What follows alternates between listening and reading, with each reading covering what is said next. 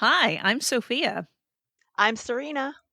And I'm Jen, and you're listening to Every Rom Com, the podcast where we have fun taking romantic comedies seriously. Today in Every Rom Com, we'll begin our travel series with a trip to Jamaica. We'll discuss age gap relationships between older women and younger men. And we'll talk about the influential work of Terry McMillan, Angela Bassett, and more as we discuss the 1998 romance, How Stella Got Her Groove Back.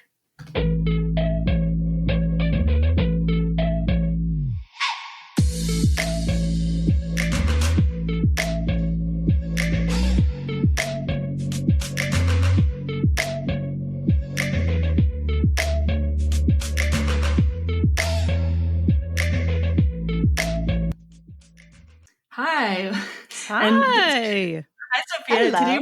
And hi, Serena. We've got a new guest host today on Every Rom-Com. I'm very excited. Her name is Serena Young, and I chose her to be on the show because she is very smart, funny. I grew up with her. We talked a lot about movies. Well, we sort of grew up together. We had some of our teenage years together.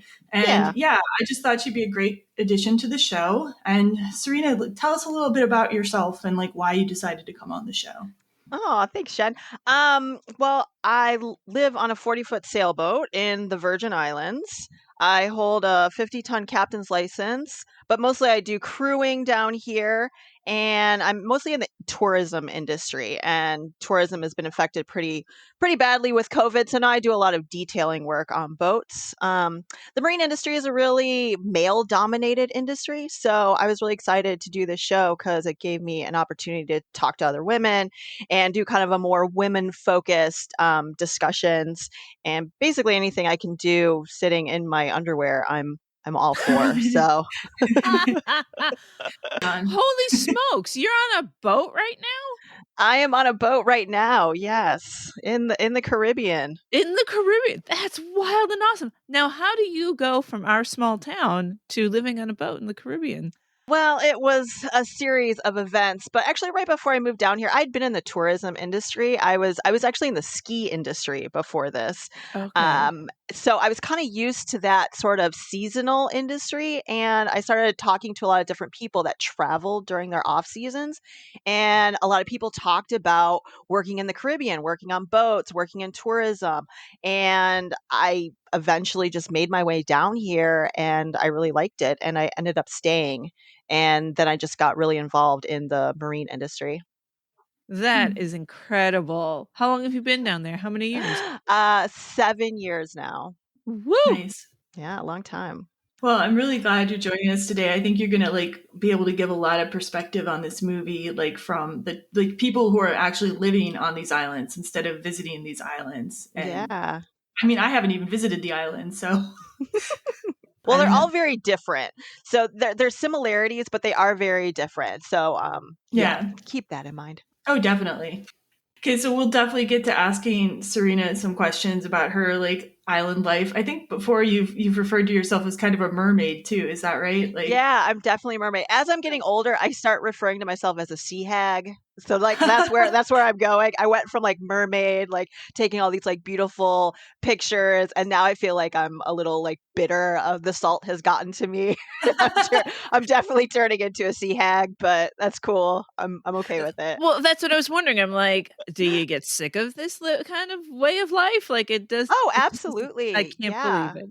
You know, someone gave me advice a long time ago and they said a seawater life is a hard life. And I was like, oh, what are you talking about? It's beautiful, the ocean. Oh, I love it. You know, but it is really a hard life being on the water. It's wonderful, but you have to really want it because there's a lot of elements, literally the element of water is constantly, you know, corroding your electronics and your boat and the things you live on, you know. So it's a lot, but I do love it, and I can't imagine myself leaving. And you also experienced a hurricane, didn't you? I should mention that. I did. Yeah, I did. So I went through both Irma and Maria, which were some major hurricanes back in 2017. I know that Puerto Rico got a lot of press for Hurricane Maria, and we're actually about 40 miles away from Puerto Rico. So I know the US Virgin Islands are very small. So we didn't get as much press because we're just not as important, if you will. But it was Wow. the exact same hurricane. So we had the exact same devastation that you guys may have seen on television or on the Mm, news happening here in these smaller islands. yeah. Wow. Yeah, it was wild. That's I was actually very naive about what that was going to be like. And being from the Midwest, being from like a landlocked place and not really experiencing that, I had no idea what I was in for. And I was very naive, actually. wow. The hurricane itself is really horrible and terrifying, but it's really the aftermath is what I wasn't Mm, expecting. It was the desolation, the everything looking like a bomb went off. Mm, There's literally not one leaf on a tree anywhere. And I just wasn't expecting that kind of devastation, I guess. mm, I'd never seen anything like it. And then we didn't have power. Some people didn't have power for months and months, mm, and it was hard to communicate with people. It was a really rough time, but at the same time, the community here was really all about helping each other. So I experienced that, and that was actually a really great thing that ended up mm. happening. Wow. Yeah. we're going to go from the devastating possibilities of tropical life, island life, to the fantasy possibilities with Wee. how Yeah. Stella got a group back. So before we get started with the movie today, we just want to give you a few reminders. The first section of the show is going to be spoiler free, and so we're going to give you the listeners a warning when we're about to discuss spoilers. We'd also like to let you know you can follow the podcast on social media. Our Facebook page is Every Rom Com Podcast and Blog. Our Instagram is at Every Rom Com, and our Twitter handle is at Every Rom Com Pod. And as always, you can find the podcast at everyromcom.com. You can send us feedback at everyromcom.com. And if you like what you hear, please rate and subscribe to us on Apple Podcasts. We'd also love a review. That would be great. And if you subscribe to us, you will never miss an episode. So now we're going to start getting into our movie. Let's get a taste of the How Stella Got Her Groove Back trailer. You need a husband and your son needs a father. Had one, got rid of him. So glad I did. Stella, when was the last time you had a decent date? Tell the truth. Don't talk to me for the next 2 hours. I need 20 clients back to back to back. All work and no play Do you want to be rich? made Stella a big success. Or do you want to wallow in regret? But everyone knew she needed a vacation, You ain't been nowhere since I was a natural blonde. except Stella. We're going to Jamaica. What? I want you to try to have some fun, Mama. Sure. I mean it.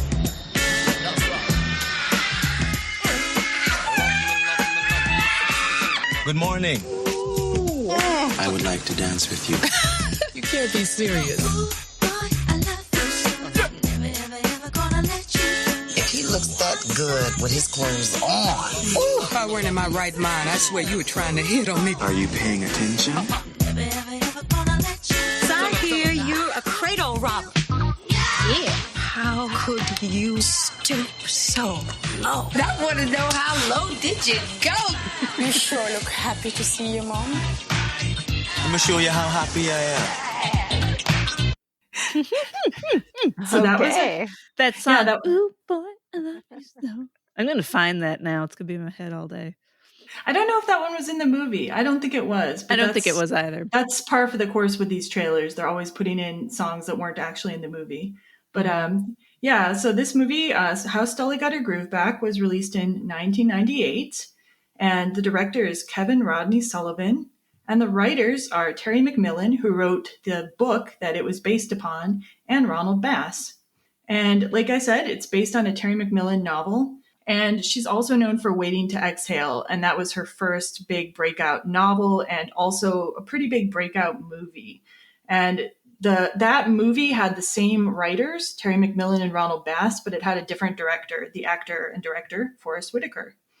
So the basic premise of How Stella Got Her Groove Back is Stella Payne is the main character, played by Angela Bassett, and she's this hardworking professional woman. She's also a divorced single mom, and she has an 11-year-old son named Quincy.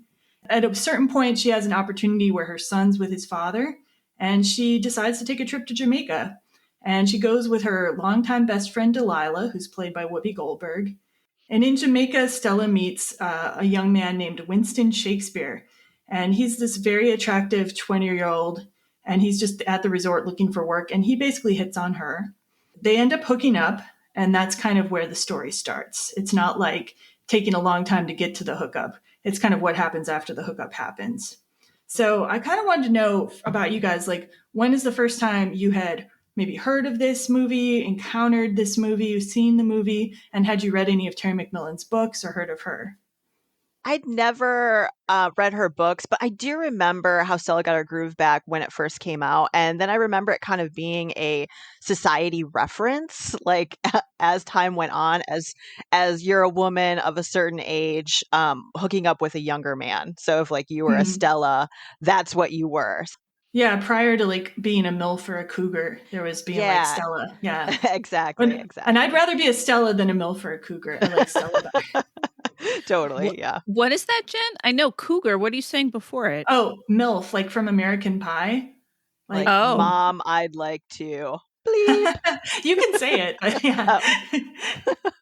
Later, I'll say it later. But Sophia probably got the point. Yeah. I did. Okay. I never heard of that, actually. I mean, really? Oh my gosh. I guess I only saw American Pie like once, and it was totally like not up my alley. So any reference or whatever to that show, I have ignored. So she blocked it out. I've blocked it out. I do know cougar though. There's also the DILF. Don't forget about the DILF. It doesn't sound as good.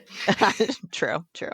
So so Serena, had you seen the movie? Like, when did you first see the movie then? Not in 1998 or? I think I saw it in 1998. I mean, at the time, you did. Okay.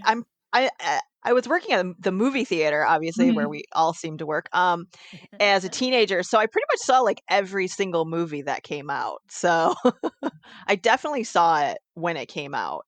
Yeah, 98, I had not. I wasn't interested in like a story of a middle-aged woman trying to get her groove back. So I didn't see it till I saw it for the podcast. I was definitely interested in Taye Diggs at the time, though. Right. That was definitely a pull. I remember seeing him, everyone talking about like, oh my God, Taye Diggs, he is so hot. You know, I do remember that.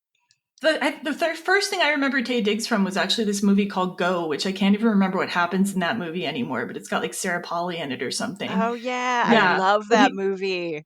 And I had only seen How Stella Got Her Groove Back, I would say a year or two ago. And it's like because I started, and it's partly because I started making an effort to just consume more culture starring Black people, written by Black people, directed by Black people, and like also books as well, because like I'd always been on guys for not watching enough stuff with women in it, like not reading enough stuff written by women. And I'm like, dude, I should like do the same thing for myself, but like with non-white creators and Black creators and like just like expand my horizons. And it really did expand my horizons quite a bit. I don't think you ever regret like expanding your horizons and learning from different points of view.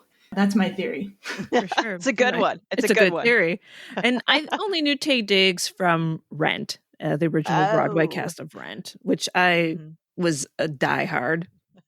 And had any of you read Terry McMillan, either Stella or any of her other books, like out of curiosity, or had seen maybe Waiting to Exhale?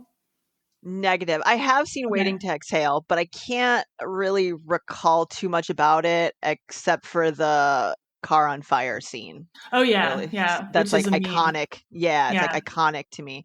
But other than that, and Whitney Houston, of course. But other than that, I don't really recall it having too much of an impact on me.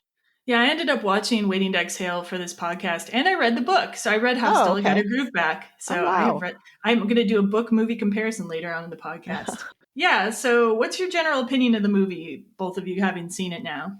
For me, it wasn't my fave. There were moments that I enjoyed. And, I went back and looked at reviews from the time and I'm like, oh, that's it. That's what I'm feeling here. Just that there were just moments and beats that didn't feel complete. It felt kind of surfacey. And that could be that it just didn't translate from the book well. So that's my general opinion of it.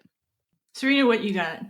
I mean, mostly I was disappointed, and I know it was taken from a book, that more of it didn't take place in Jamaica. Yeah, I Yeah. agree. I kind of wanted to be more of like sexy, rompy, like just all about Jamaica and like that kind of romance. But it got quite heavy Yeah, in general. Like a lot of things, I don't even know if you would even consider it like a very romantic comedy. It wasn't very like lighthearted. There were so many big yeah, issues that were for thrown sure. into it. So, yeah, I guess I still enjoyed it. I liked it. I like the story in general because I like to see, female leads, and Angela Bassett's a goddess. So, whatever Mm-hmm. she's in, I'm down to watch. And this is one Yeah. of her first films, I think. This is really what got her recognized, I think, or one of them. And the fact that she's older too. I love that. I love that she is, 40 years old or whatever in the movie, and just seeing that is wonderful instead of seeing like teenagers portraying. Yeah. No, Right. I totally agree with you, and I totally agree with you about wishing more of it took place in Jamaica actually. And I'll like in the book actually there is more content where Stella's actually traveling in Jamaica or making Oh, is there? observations Yeah. about Jamaica. I think that would be a real strength if they had added more of that. And also, yeah, it does get quite heavy. I think in some ways I like that though.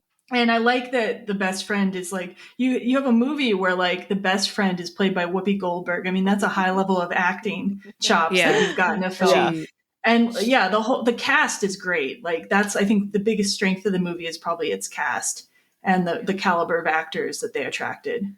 I mean, Whoopi Goldberg was the comedy of How Stella Got Her Groove Back. Like she was definitely the entertainment factor, I felt. I Yeah. agree. It was Whoopi, and then I would say Regina King. She comes Oh in and Oh yeah. yeah. she cracked me up. Yeah.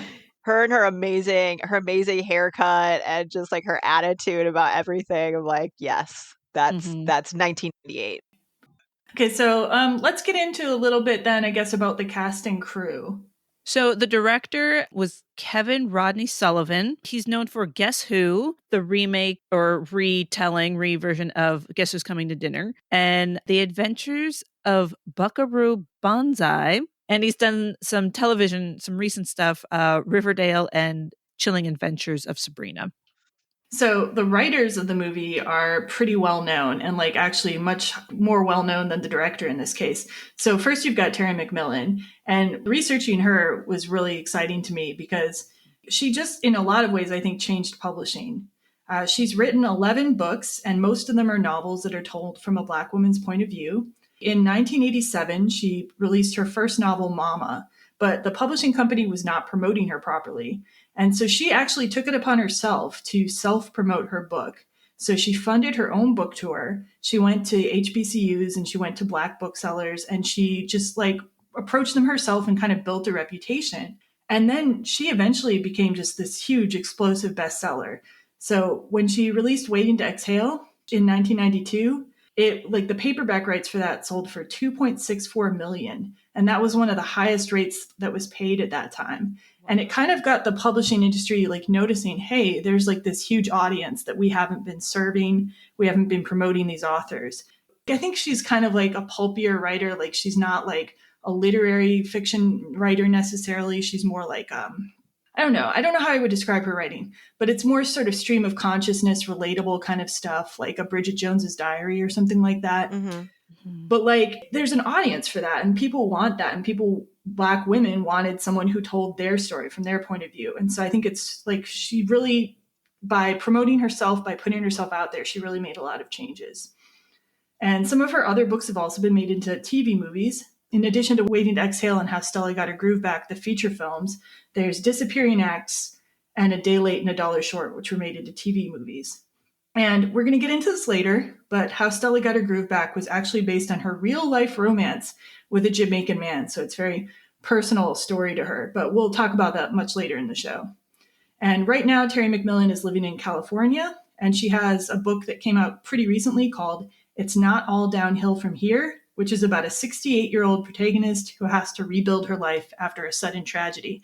And I'm like super interested to read this because I like you don't see a ton of books written by somebody from an older woman's perspective where the older woman is quite active and still trying to live life. And that sounds like what this kind of book is. So I would love to read that. I like that too.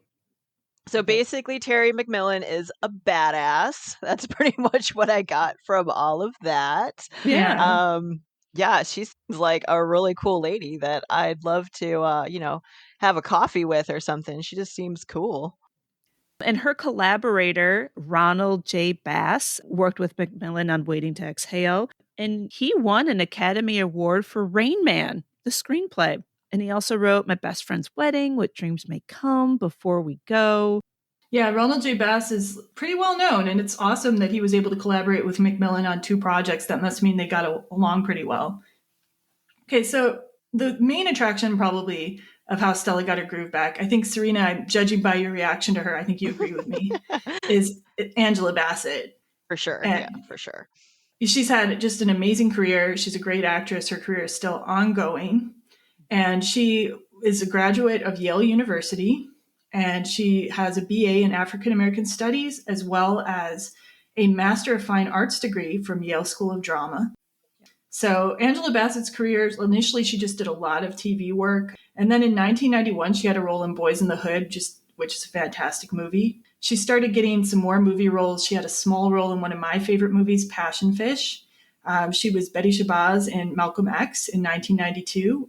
And then she had her breakout, basically, her critical breakout anyway, with What's Love Got to Do with It in 1993. She was nominated for an Oscar for that movie, and she became, Sophia, I think you found this fact out. She became the first African-American woman to win a Golden Globe for Best Actress in Motion Picture, Musical, or Comedy. And I watched that for the show, too. Have either of you seen that one, What's Love Got to Do with It? I have, yes. Great movie. Yeah. She was amazing. Like her body in that movie was insane. Yeah. Her dancing, everything. Yes. There's some really dramatic, like very difficult to watch scenes in that movie too. Like if you know anything about Ike and Tina Turner's relationship, like, oof, for sure. There were some hard to watch sections, but she was amazing in the role. Mm-hmm. And then she also appeared before Stella in the movie Strange Days in 1995. It's kind of a sci-fi film, if I recall. And then she was in Waiting to Exhale, McMillan's first movie. And also in 1995, she played Bernadine, whose husband leaves her for a white woman. And in response, she burns many things, including a car that Serena mentioned before. Yep. Iconic. Yeah. Yes. And then 1998 brings us up to how Stella got her groove back. So after that, she's done a ton of work also. She's been, I don't want to list off every single thing she's been in, but let's see, some highlights. Black Panther, of course. Yeah, Black Panther, of course. Yeah. Most recently, like that's probably what she's known for by most people. Black Panther's mom, basically. I guess the name of Black Panther's mom is Ramonda, but I did not realize that. She was just the queen. She was like she's the queen in my mind. Yeah. And she also did, let's see, she's done other rom-coms, like Jumping the Broom is a rom-com, but she plays the mom in that one. And her co-star from Waiting to Exhale, Loretta Devine, plays the mom of the bride while Bassett plays the mom of the groom. And they're kind of like at odds with each other. So that's interesting to see those two working together again. But right now she's in post-production on something called Gunpowder Milkshake, which sounds kind of intriguing. It says it's about a secret sisterhood comes to the rescue of a mother-daughter assassin team. And she's also currently filming Mission Impossible 7. I also realized I should mention that Bassett has directed. So she's not just an actor, she's a director. She directed on American Horror Story, which she also appeared on as Marie Laveau, which now I want to watch American Horror Story for the first time. I've never wanted to watch it for some reason. That particular season is wonderful. I'm not a huge fan of American Horror Story. Some of it's a little too horror for me, if you will. But that season where she played Marie Laveau was great. I loved it. And she did an amazing job. I will check it out for sure then. Yeah. And she also directed a TV movie about Whitney Houston called Whitney in 2015. And I thought this was really interesting simply because she co-starred with Whitney Houston in Waiting to Exhale. So I bet her perspective would be super interesting as a result. All right, so that brings us to Taye Diggs. And Sophia, what do you got to tell us about Taye Diggs? Oh, Taye. He had earned a BFA in musical theater from Syracuse University. And his big role, like I said, he originated the role of Benny in Rent in 1996. And Stella How Stella Got Her Groove Back in 1998 was his first major film role. And I watched a little interview with him, and he was at rehearsal or whatever for Rent, and he got the call that he got this job, and he like stripped down naked and ran through the theater like in Glee. And I think that, that's just really exciting. He's done Exciting imagining him running around naked? Or? Yeah, I like that visual. Actually, that's not at all what I meant. I was just feeling... That's what we meant. No, imagining, an actor who had this great success with Rent and then is, looking to do film and to get the gig. Yeah. Makes me really happy. Like I can see and feel that moment for him. And his career has just been consistent and grown since then. Let's see. He's done other rom-coms, The Best Man in 1999, Brown Sugar, The Best Man Holiday, and Set It Up, which I recommended in our now streaming. And then he was on TV shows, Private Practice, Murder in the First, Empire, and most recently, All American. And he's written children's books, which makes me so happy. About one of them's called Mixed Me, Chocolate Me, I Love You More Than, and My Friend. And it's illustrated by his buddy, Shane Evans. I think they went to college together. And It's about being mixed race because his son is, and Shane Evans is as well. And I just think that's really beautiful. And then there's Whoopi Goldberg. She has been around for so long and has worked so much that I forgot all of, what she accomplished. So going back to The Color Purple in 1985, she won Golden Globe for Best Actress and was nominated for Best Actress at the Academy Awards. And should have won for that. Probably, yes. Her next big known for role is in Ghost in 1990. She became the first Black woman to win the Academy Award for Best Supporting Actress in nearly 50 years and was the second Black woman to win an Academy Award for acting, the first being Hattie McDaniel for Gone with the Wind in 1940. So it says here she won the Golden Globe for Best Actress. And then earlier you said that Angela Bassett was the first Black woman to win for a Golden Globe. Oh, yeah, that's probably because it's musical and a comedy. And this was probably for drama because there's two categories. But that is good. That is well noted, though. And then there was Sister Act, where she was nominated for a Golden Globe. Oh, and my favorite, she was on Star Trek: The Next Generation for a lot of years. Aren't you a Trekkie too, Serena? Yeah, big Trekkie. Oh, love it. Love that. Yay. Yes. And then Sister Act 2, she was also in The Lion King. She voiced one of the hyenas, I think. Boys on the Side, I remember seeing that one. And she's been on The View forever. And recently she's in the miniseries The Stand. Yeah, don't get me started on that. I tried watching it. Thumbs down? Big. Okay, I'm a huge Stephen King fan and I love the book. Yeah. And it's not Whoopi Goldberg's fault, certainly. I don't think it's any of the actors' fault, but for some reason they got the idea, let's make this out of sequence like we're Quentin Tarantino for some reason. But they're not Quentin Tarantino, so they didn't do it well. I think it's worth noting about Whoopi is that she is one of 16 entertainers to win an Emmy, a Grammy, Academy Award, and a Tony Award, the EGOT, for Ghost, The View, Comedy Recording, and a Tony for Thoroughly Modern Millie. I feel bad for Whoopi nowadays. She kind of gets pushed into this talking head because of The View. And I don't think people realize what an amazing and influential career she has had. I've forgotten how funny she was or is because of because of The View now. And watching her in Stella just had me cracking up. And I totally want to go back and watch Ghost, which I haven't seen in a million years because she's so funny. Yeah, you in danger, girl. I just showed Lee The Color Purple for the first time. He'd never seen it. I used to watch it all the time when I was a kid. I think I had a record for how many times I cried this time. I think I cried 5 different times this time. Mm-hmm. Every time I watch that movie, I cry. Yeah, at least once. Okay, so now, in addition to Angela Bassett, Whoopi Goldberg, Taye Diggs, as if that was not enough, we also have Regina King in this movie. So, man, she is killing it these days. She has been winning a ton of awards. She got Best Supporting Actress Oscar in 2019 for If Beale Street Could Talk. She got an Emmy in 2020 for Watchmen. And she's also received Emmy Awards for 7 Seconds and American Crime. And a lot of rom-com fans will know her for Jerry Maguire. And then I guess she was also in Legally Blonde 2, Miss Congeniality 2, which I don't remember either of those sequels terribly well, but now I kind of want to go back and look at them again. Mm-hmm. And she also appears in this really good movie that I saw recently called Our Family Wedding. I'm probably going to recommend that on an upcoming Now streaming, and maybe we'll cover it on the show sometime. In addition to all this, Regina King has 15 directing credits, including One Night in Miami.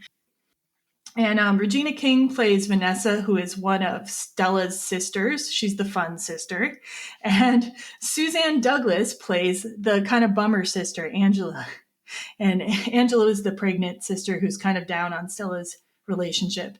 But Suzanne Douglas has not had quite as extensive of success as the others, but she was in When They See Us in 2019. She was in the Whitney TV movie that Bassett directed, and she played Whitney Houston's mom. And I've also heard of Jason's Lyric that she was in 94, and a movie called Tap with Gregory Hines in 1989. I love that movie. Which one? Tap. Because really? I love Tap. Yes. And finally, I just want to give a shout out to Michael J. Pagan, who plays Quincy, who's Stella's son. He hasn't had a ton of success since that movie, which is kind of surprising because I thought he was really good for a young actor. His last role, though, is listed on IMDb being in 2014. He's done a lot of smaller movies and small TV roles, and he acted in and also wrote a horror movie called Chain Letter in 2010. So props to him for being multi-talented. Mm-hmm. Okay, so now we're going to get into talking a little bit about the beginning of the movie. We're still not going to give you any spoilers, but we're just going to kind of set up some of the tropes and some of the things going on in this movie. So first thing, what I noticed right away is they're going for the type A heroine trope. You know, when you have these rom-coms where there's the type A career woman who's just focused on work and not on romance. Do you like that trope? Is it relatable? To me, no. not at all. I'm like, what's it like to have lots of money? Yeah, I don't really relate to that, and I kind of feel like it's overused. It seems very one-dimensional to me, and yeah, that's what I gotta say about that. Yeah, I guess kind of the same because it's such a trope and overused, and anyhow. So one thing I do like about the trope in this movie, the way it's exhibited, is just she's shown as being so capable. When she's running, she's always running in this movie. And whenever she runs, she just seems almost like an action hero. Sometimes even the music is like action hero music a little bit. And I'm like, that's pretty badass. That's pretty cool. It sets her up as a very powerful character. Certainly the having lots of money I don't really relate to, but the book is very similar to that. The book, in the book, she's always going on shopping sprees and buying more things than she needs. I do want to say that her clothing in this movie was amazing. Just the stuff that she was wearing was beautiful and gorgeous. I don't know if you noticed. It was something I noticed.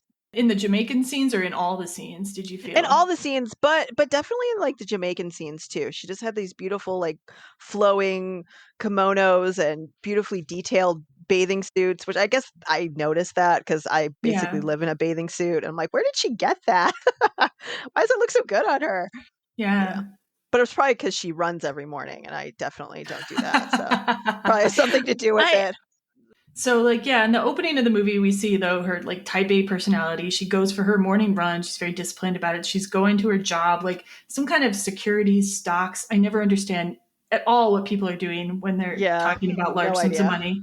Right. I'm like, that's why I don't have money, because I don't understand any of that. You guys, I worked on Wall Street where they did do these things for 9 years, and I was just an admin. It wasn't my job, but I kind of heard this lingo and typed up reports that had this lingo, but I'm like, I don't know what the hell they're doing. And then it all fell, and I'm like, I didn't know what that was going on anyway.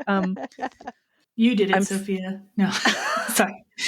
I did the crash of 2008. Listen, I joked about that too. I'm like, I didn't file that thing correctly. And look what happened. So she's doing this important job that none of us understand. And then she's going to the spa with her sisters, and they're teasing her for not dating. And they're trying to set her up with this judge. And then the judge calls her up on the phone while she's watching TV, and she sees an ad to go to Jamaica.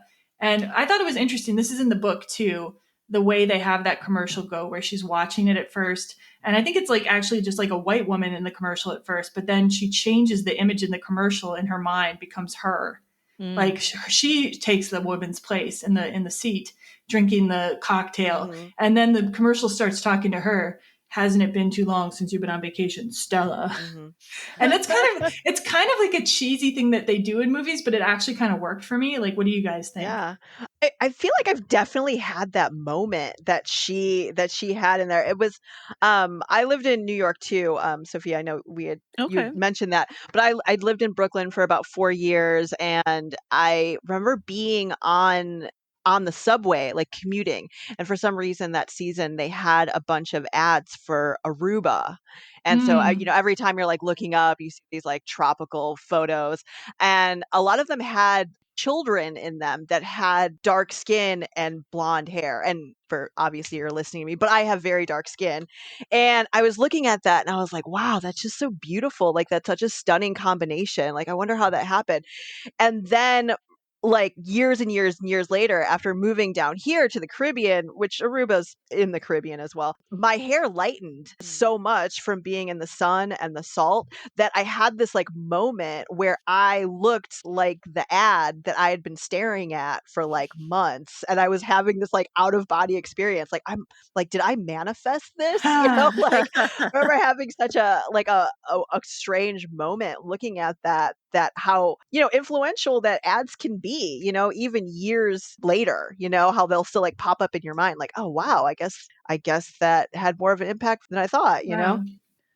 I think the movie kind of acts almost like an ad for Jamaica. And like, I have this later in the outline, but I'll just cut ahead to it, is that they said that both the books, How Stella Got Her Groove Back, and the movie both seem to increase tourism. Like tourism that would to make Jamaica sense. Yeah, makes total after sense. the release of the book and the movie. And yeah, I had never really considered going to Jamaica before, but like honestly, like I was watching the movie and then I was researching about Jamaica and I was like, Jamaica does seem interesting. Yeah. Well, I mean, a lot of that movie just took place in like the resort. And of Sure. course, in like resort land, it looks ideal, but I'm sure the rest of Jamaica isn't exactly like that. I'm sure it's we'll get into that a little bit too. Yeah, we'll get into that. Also, this movie has a best friend character, which is not in the book, actually. So this is different from the book. Delilah does not like exist in the same form in the book, but in this movie played by Whoopi Goldberg, I think she adds like very needed, like kind of comic relief and somebody for Stella to bounce her thoughts off of. And I love that she's not a throwaway character. I love that she's got such a strong, character personality. It doesn't even make sense that it wouldn't exist in the book because it's so pivotal in the movie. Yeah, in the book, it's very stream of consciousness. You get a lot of internal thoughts about like what's going on. And also she makes like resort friends. You know how you're on a vacation by yourself, you kind of make friends with whoever's around. But that's not really doesn't have the same kind of emotional resonance. So Yeah, no. And also it just allows for funny things to happen. Like Delilah is trying to pick up these kind of like cheesy older men. And she's trying to get Stella interested in them too. I think that made for some good comic relief. It's also like a reference to her past, like, so she's trying to explore these new things. And then she's got someone from her past that knows her, like, what are you doing? Yeah. And I think that's what her character kind of did, especially in the Jamaica scenes. Yeah. So let's do a little bit of information then about Jamaica for people who don't know much about it. So Jamaica is a Caribbean island. It's in the West Indies, and it's west of Haiti and south of Cuba, and its capital is Kingston. And Jamaica is an English-speaking country, so it actually makes it a pretty good tourism destination for a lot of people from America who don't speak other languages. And it's considered a middle-income country, and it is the third most populous English-speaking country in the Americas after the United States and Canada. I studied a bunch about its history. Like when I say a bunch, I mean as much as you can do in a week. I'm going to summarize just a little background. Like it's not actually doesn't become very important in the movie, which I think is in some ways kind of a missed opportunity. There's a little bit in the book, a little bit more, but not much. But the original inhabitants of Jamaica were the Taino people, the natives. And as with many places, Christopher Columbus came in 1494 and did horrible things and established slavery and genocide and all kinds of terrible things. So in 1509, the first permanent European settlement was in Jamaica. And the native people were largely enslaved, and then they brought more African people over to also enslave. And it was controlled by the Spanish for some time. In the 1650s, the British fought for control and won. At that time, there were a number of escaped slaves called Maroons, and they formed their own settlements in kind of like outlying areas. And at times throughout Jamaican history, they have fought Europeans, especially when the Europeans have targeted their settlements. Jamaica was at one time one of the busiest slave markets in the island areas, and it produced sugar, indigo, cacao. It was very important to the British. In 1807, it says the British ended the transatlantic slave trade, but it said that British colonial slaves were not all emancipated until 1838, which is kind of a large plague. It's like, we made this illegal, but like, we need 31 years to kind of like, not great. So obviously this entire country has been affected by a legacy of like genocide and then slavery that probably, I would imagine, has effect on the people today. They also have a history of earthquakes, like kind of devastating earthquakes. They had one in the 1600s and also in 1907. An entire town, Port Royal, was mostly devastated by that. Port Royal used to be where the pirates hung out, which I thought was really interesting. I totally want to go to the pirate area. They said it sank. Oh yeah, part of it's there. Part of it's okay. there. And there's actually an amazing, if people are into diving, you have to get permission from the government to dive there, but apparently some people can. And there's amazing architectural sites underwater. Wow, that sounds amazing. Buildings that sunk, and like they found all kinds of interesting artifacts which they put in one of their museums from there. So I'm really interested in that kind of thing. So Jamaica finally, like there was a lot of other things happened in the intervening years, but they finally gained independence from the UK in 1962. They developed a lot of important infrastructure, including a university.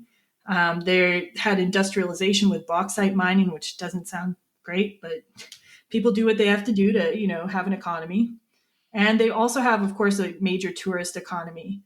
And the country is mostly considered pretty stable and safe. It does have drug trafficking gangs in some areas, but like Jamaica is not considered like really a dangerous place to travel as long as you're like, keep your wits about you on the tourist track, Yeah, but even I read that even in some of like the areas where it's considered less safe, you can still travel there if you do things wisely. Maybe have a guide, like don't flash around a lot of money, like etc. Things that people should basically just learn to do when they're traveling anywhere. And like I mentioned before, Jamaica did get a bump in tourism that they kind of attributed to Stella. And there has been also a history of kind of sex tourism to Jamaica. So according to the LA Times in 1999, in tourist areas, there were higher rates of AIDS in the country. So there was definitely and possibly just like relationships developing, but also maybe things that were either prostitution or sort of like prostitution, like where people were getting gifts or money, etc. So yeah, that is like the very abbreviated introduction to what I learned about Jamaica in the last couple of weeks. What about Bob Marley? Oh yeah, well, I mostly didn't mention Bob Marley because he barely comes up in the movie. Like they play one of his songs, I think, and and everybody already knows that. You know what I mean? Like I think if you ask most Americans, what do you know about Jamaica? They're gonna say Bob Marley.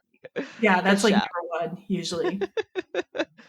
So and Rastas and weed and marijuana. Don't forget that.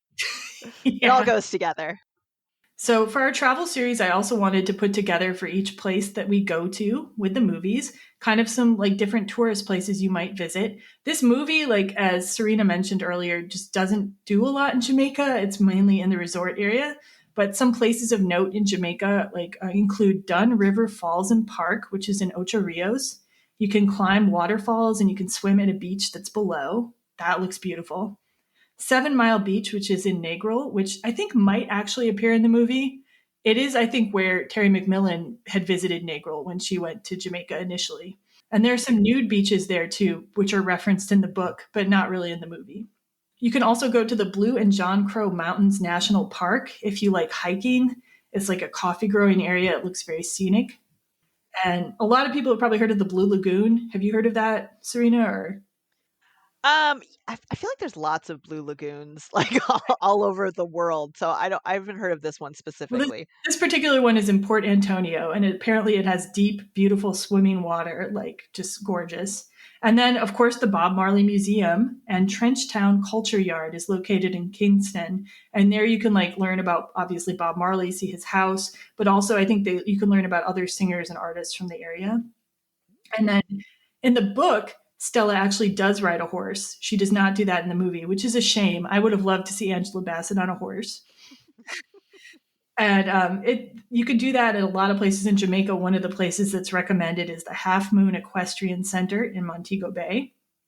And then there's the place I want to visit, which I mentioned earlier, which is Port Royal. So Port Royal is the big site where the British kind of allowed pirates so that they could fight the Spanish. They allowed them for a time. And so piracy and prostitution and gambling and all kinds of things were flourishing in Port Royal for a number of years until the earthquake destroyed a great deal of the city. And many people were like, see, it's the vice of the pirates that brought this on you or whatever. But you can see a sunken city basically there. If you get permission from the Jamaican government, you can dive there and see the sunken city. And you can also still see Fort Charles, which is a remaining historical fort that remains there that didn't go down in the earthquake. You can see a lot of the artifacts recovered from the Port Royal area at the Museum of History and Ethnography at the Institute of Jamaica in Kingston. And that is the kind of dorky thing that I do on vacation. Yeah, I would love to do that. There is so much historical vacation trips that I want to go to, and to drag my husband and daughter, they're like, oh. They're like lames, but I'm like, this is so exciting. Here's a field where a battle happened. You know what I mean? Jen, I would go with you. How Sophia and Jen learn some more history. Okay.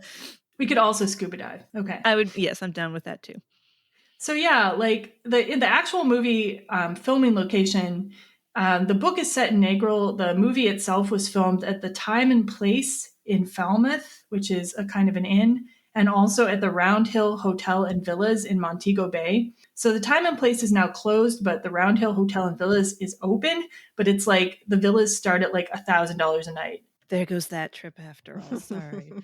And then Stella's actual vacation, she just doesn't do a ton of things that you couldn't do at another island, basically. You see her running on the beach. She's having a breakfast on the patio. She swims in the ocean. She swims in the pool. She goes to the pajama dance party, which we'll talk about later. And there's more to the vacation in the book. They also go to this place called Rick's Cafe, where you can see cliff divers diving off this cliff right by the restaurant, which sounded pretty cool. She goes shopping at the local markets. I just think in the book, it's a little more developed. What do you guys think about this vacation? Where would you want to go if you were in Jamaica? What would you want to do? I'm with you. I am obviously a very water-based person. I mean, that diving sounds amazing. I would want to check out the wildlife, see how the reefs are doing. I'm actually pretty interested in other islands' reefs because our reefs are so damaged. I'm assuming Jamaica's probably are as well. But like you, I'd be into the history as well, going to some historical sites and checking out what the locals do, quote unquote. I sound very touristy by saying that, but that's probably what I do. Yeah. Yeah. I suppose because I haven't researched what to do in Jamaica, everything that they shot, being on the beach sounds great to me. That's kind of all I want to do. Yeah. And there could be some value in just taking a totally chill, just relax yourself on the beach if you never do that in your regular life. I suppose I would just go to Florida though for that, probably a little cheaper. It's domestic, blah, blah, blah. But, so if I were going to go to Jamaica, I would want to know certain specific things that maybe I could only get in Jamaica. Yeah. That I couldn't in Miami. Stella's just making so much money at that securities job. It doesn't matter. She's I'll just come back. Right. I mean, oh my gosh, that spa they go to. I have to can I interject? I don't know if this is the right time and place, but like her house alone, I'm like, that's a vacation. What if she can I I know. Airbnb that place? And then the spa that they go to, I'm like, what? I don't even get my nails done. I do that myself. Like, Yeah, so she's just to, escaping from her escape, basically. She already has a yeah. pretty great thing. Yeah. But I think that's one of the things in these travel rom-coms. It's like people who like they need to escape their social context, their daily life context. Like maybe they can't even see how great their daily life Mm, is anymore. Maybe they've gotten so routinized, like or like they're subject to sort of social barriers.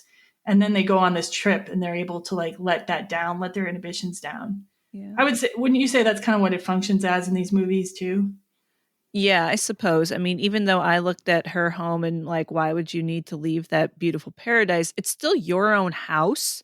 And you're Yeah. like, oh, I got to get the plumbing fixed. Oh, that shingle keeps falling down. Like, you still see all your crap, that you need to get done where, Yeah. you need to get away from all that. So Stella's on her vacation and she's just chilling out, not going to the Fort Charles or like I think the museum. But maybe because of this, she ends up meeting Winston Shakespeare. And before we play the clip, I just want to point out that the last name I looked this up, the last name Shakespeare is an actual thing. So there's a Jamaican musician named Robbie Shakespeare, and he's half of a reggae duo named Sly and Robbie. So Okay. like this is a name that people have. It wasn't even just that one guy. There was a bunch of them. So let's play the clip though of like Stella and Winston's first meeting. What's your name, young man? My name is Winston. Winston Shakespeare. And yours, young lady? My name's Stella Winston. Mm-hmm. See, I gave you two names. You only gave me one. Well, the one I gave you was real, Mr. Shakespeare. You didn't know Shakespeare was really black. Yeah, man. Socrates, too. So, where's your husband? What makes you think I have one? Okay, where's your boyfriend? You know, you ask a lot of questions to be so young. Where are your parents? And how old are you? My parents are at home where they belong. And how old do you think I am? 25. Really? Mm-hmm. Well, I'll be 21 on my next birthday, so that makes me 20. It's not even legal. And you are? 40. No, truthfully. Oh, let's not go there, okay? You look really, really good. I mean, I never seen a 40-year-old woman who looks like you. Thanks. Can I just say that Jamaican accent is atrocious?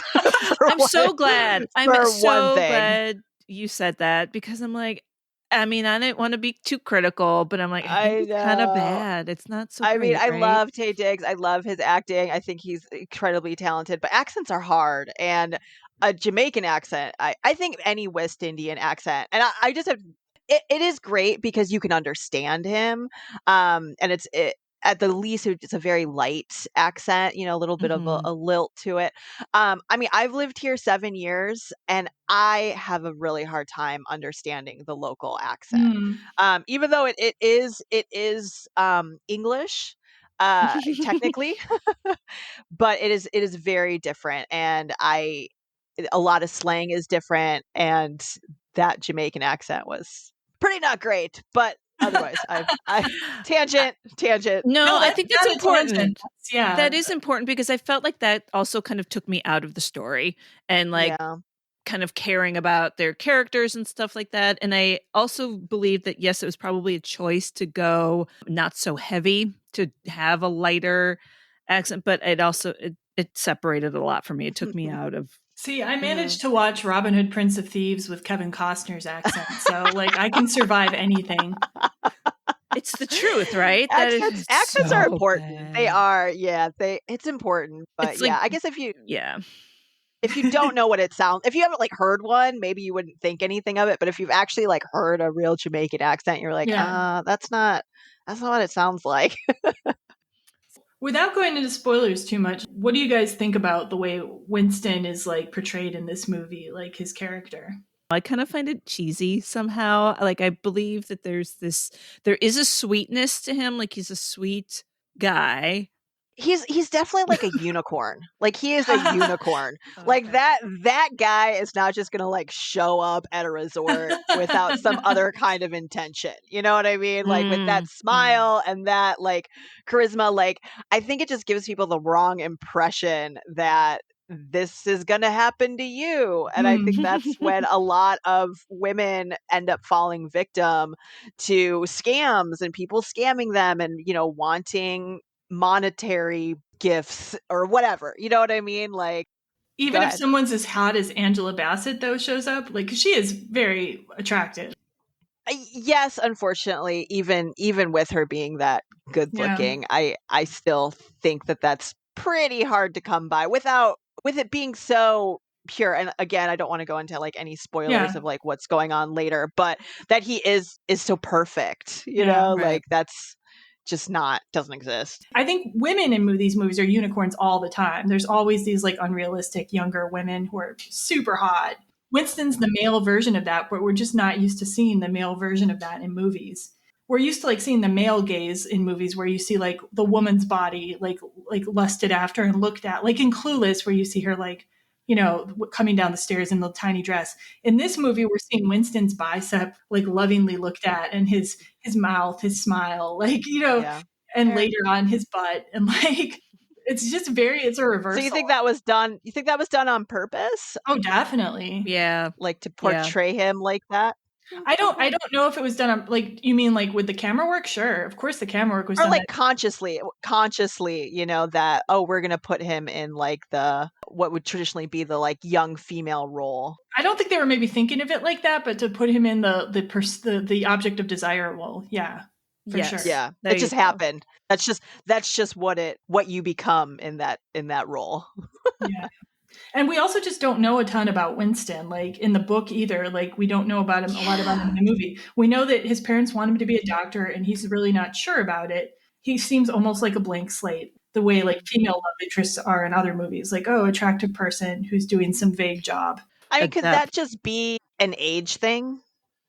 I mean, he is very young. How much depth does a 20-year-old have? You know, I guess it is different from, you know, person to person, but you know, how much experience can you actually get in 20 years when most of it you're a child? Totally. Yes. I have this later in the outline, but I'll mention it now. So in the movie, he's supposed to be 20 and she's supposed to be 40. In the book, he's still 20. She's supposed to be 42. But the actual actors, Taye Diggs was 27 and Angela Bassett was 39. So the age gap is much less actually between the actors than it is between their characters, which I thought was interesting. Okay, so then we've got like these older dudes in the movie that I thought was interesting too. So like the older dudes kind of become an object of almost mockery. Yeah. Like, I can't remember actually the other guy's name. There's Buddy and this other guy. And those are the dudes that like Whoopi Goldberg's character Delilah has picked up. And they are so cheesy. Mm-hmm. They're like trying to get with Stella and like using these corny pickup lines. Oh my God. You're like, of course she'd go for Winston. Like that's her choice. Right. Yeah, it's interesting because later in the movie, people call her desperate. And I'm like, why would she be desperate to go with Winston? Like, would you be desperate to go with Buddy? Right. Does not compute. Like, isn't a desperate person the person who goes for the person they're not attracted to? Yes, that is true. Yep, that's a really good point. Anyway. The settling. Yeah, so Winston somehow convinces Stella to go to this thing called the Pajama Dance Party. And I guess there's a lot of resorts down there that have things like this that are basically like excuses to get naked and grind on people. Have you experienced anything like this? Like, you don't have to tell. Oh, definitely. No, I want to tell you. So for many years, I worked on what would be considered like cattle boats. So I worked on like a large catamarans that could hold up to 80 people. And a lot of it was just cruise ship based. So we would get people that were coming off cruise ships and then taking them on a tour, usually doing like a snorkel, a sea turtle snorkel or like a shipwreck snorkel and then like a little sail, you know. And every year, and pretty much every year, one of those cruises was for nudists. So what they would do is they would rent out, and obviously like you couldn't they couldn't go to like a regular beach or like the regular spots. So we would kind of have to take them to like more like exclusive places, but they would pretty much rent out the whole company. So this would be like, 10 boats with 80 people on them each. And after a certain point, we could tell them like, okay, you can take your clothes off now. Like we're out of the harbor where other people can see you. And yeah, they would be completely naked in the water. We did kind of discover that it wasn't just a nudist cruise, that there was also some like swinging involved or something, but that got like explained to us like later. So there was definitely some more explicit activity that was happening. I didn't experience it. They were very respectful to my boat and my crew. We were told that we had to remain professional and still do our jobs and lifeguard and like do all the things. So like we couldn't get naked and get crazy. But I know that some other crew on boats felt like they had gotten like harassed and were like hit on, and definitely, there's a lot of young people in this industry as well. So yeah, I've definitely had some experiences with people down to party and maybe having a different lifestyle, which is totally fine, and of course, totally, if that's what you want to do, that's totally cool. But people specifically do vacations where they can be naked. Yeah. So the pajama dance party scene didn't seem like quite like that level, but like it's like basically in the movie it seems so awkward. I think it's like the sort of thing that would be less awkward in real life and more awkward in a movie, which is a rare thing.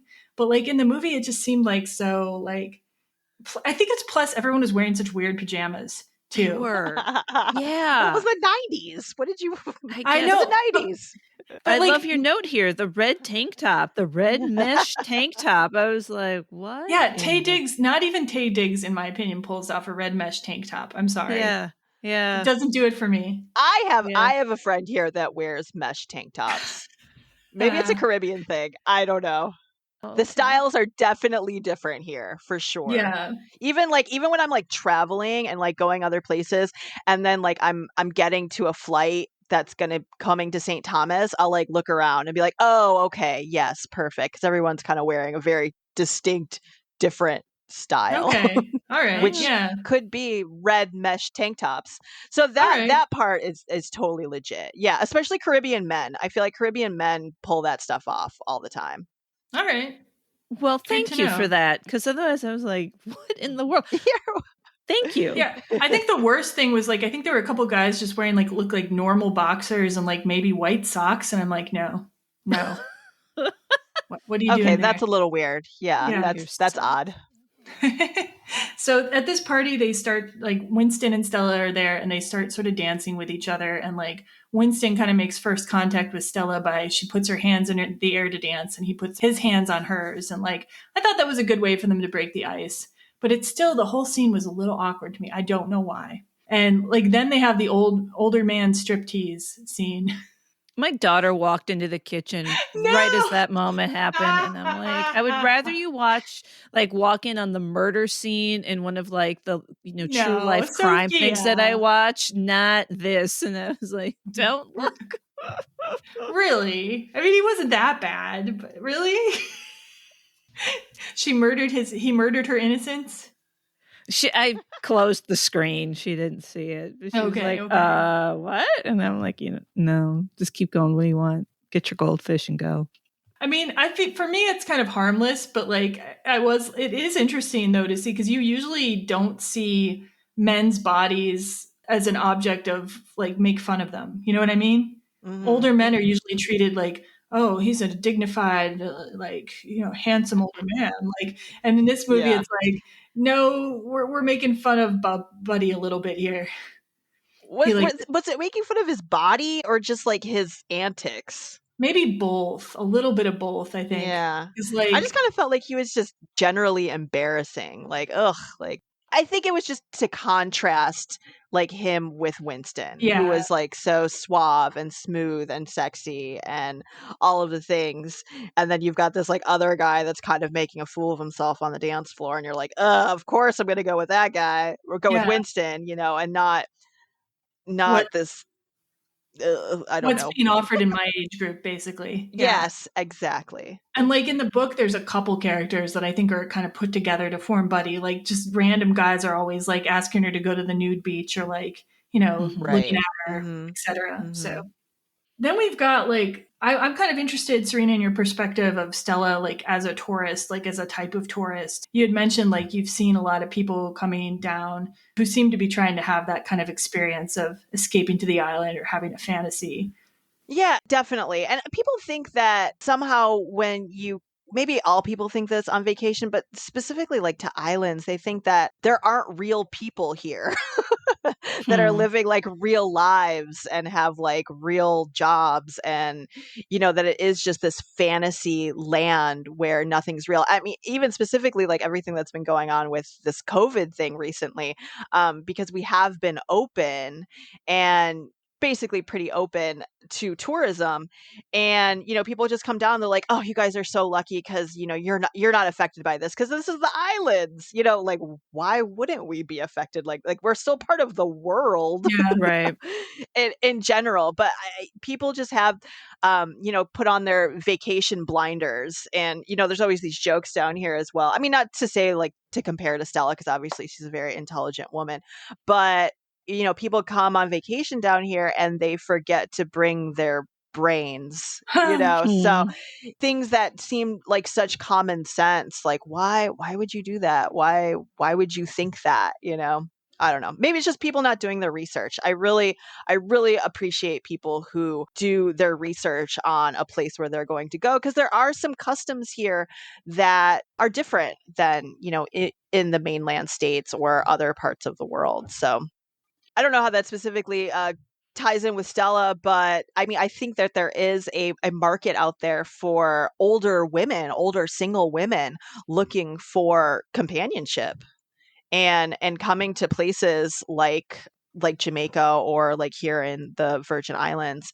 Not necessarily looking for younger men, but looking for that more exotic experience that they're Sure. not getting back wherever they're from. So I think a lot of men, a lot of times it ends up being young men, but not necessarily, end up preying on women like Hmm. that, and maybe it's beneficial. Obviously, everyone's a consenting adult at this point. I'm sure maybe the women are getting what they want and the guys are getting what they want. Maybe an opportunity to stay in a nice villa or have some nice meals.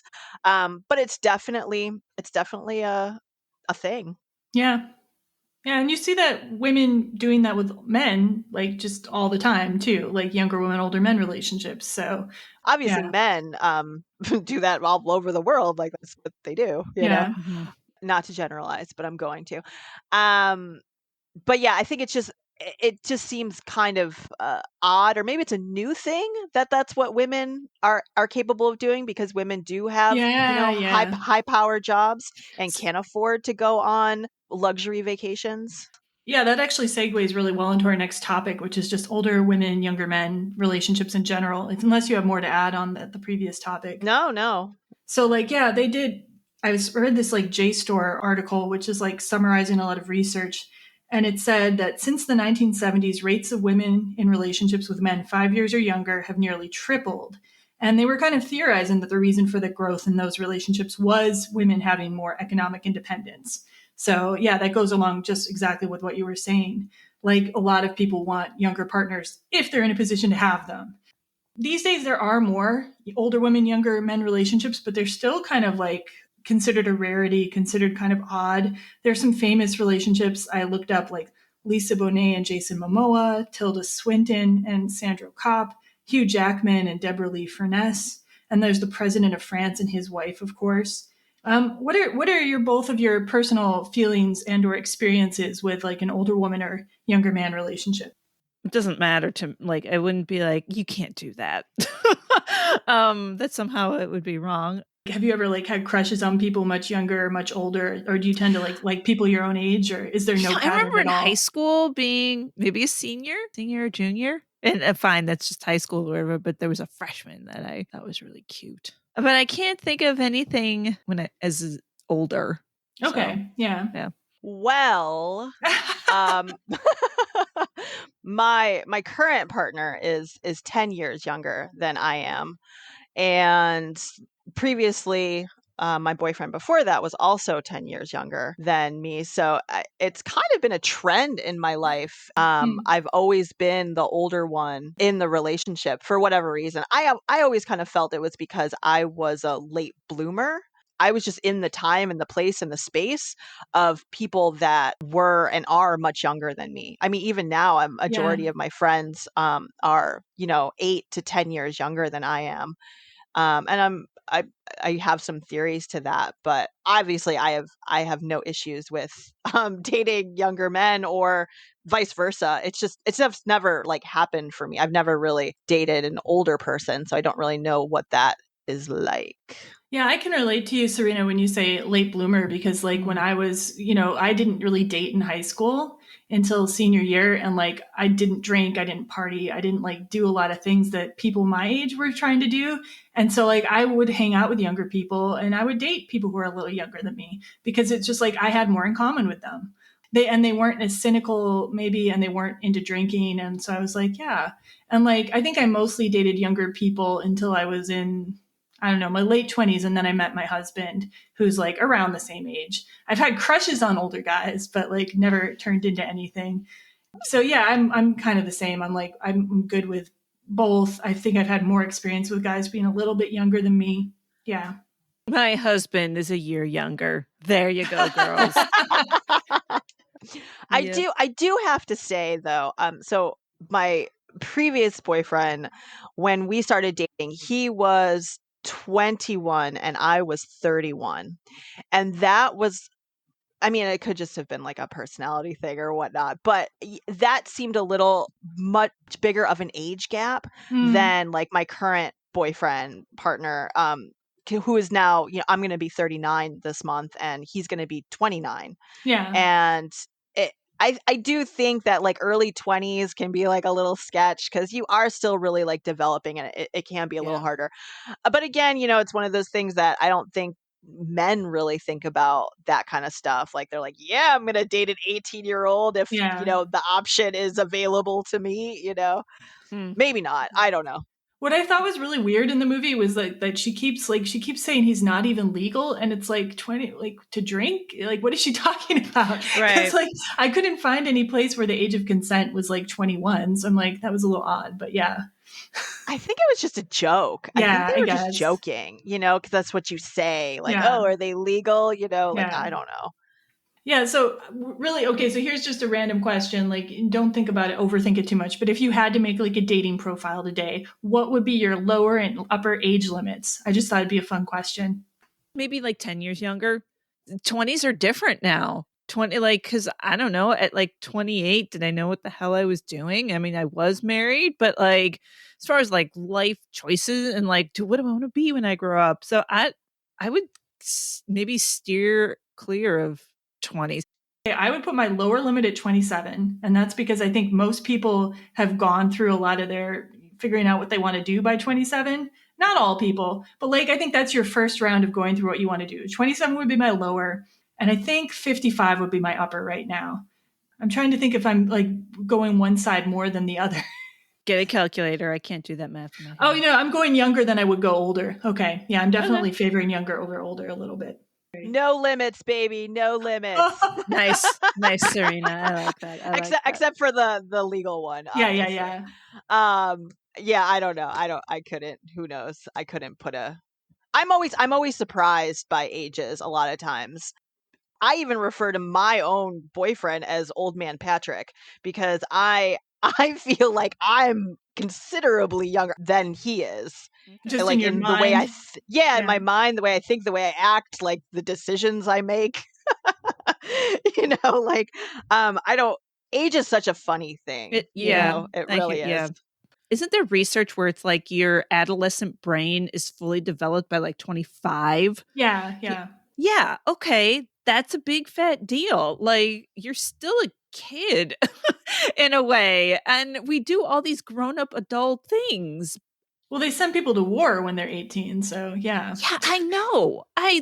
Yes, this is the point I'm getting at. You get sent to war, you can vote, you can get married and have children at like 21. And I don't know, man, 21, like I still needed like my mom and dad. I was still living at home. Do you know what I mean? Like But yet I've met 17-year-olds who live on their own because they emancipated from their parents, or who are taking care of their parents because their parents aren't capable of doing it themselves. So people age at different rates depending on what life demands of them, I think. Mm-hmm.